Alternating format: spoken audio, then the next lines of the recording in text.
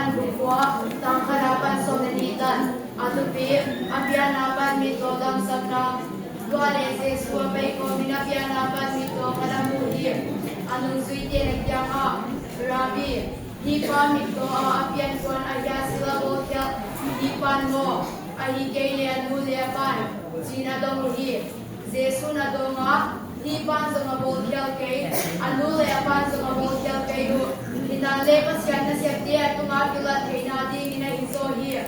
Suna hilay na mungso ka na kasyante de gingahi. Sa nungtong gingahita. Wawon siya ginwaman na asyante man kay dinuhi. Kay lay tumabong sumteng lay tumbakahi. Achihi. Tuwa siya agit so hinlaya sila siya a. Tuwa siling tung manabola. Tuwa tung man mito pamidanu a tuwa lay gyara. Bayitla silo abinila masilin. Achihi, sila ang mahili so sinahi.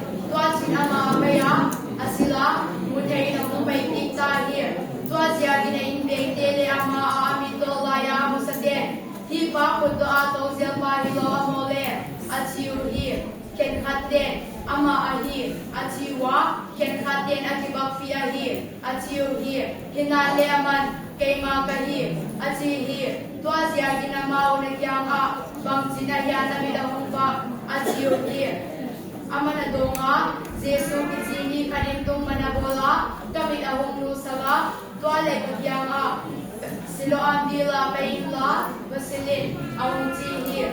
Tuwatsin kapaya, kasila, tuwatsin kamutay tahi. At sihi, tuwata ginamaw na kiyanga. Ama ko'y tagaumta, at siyuki. Aman, katay kay, at sihi.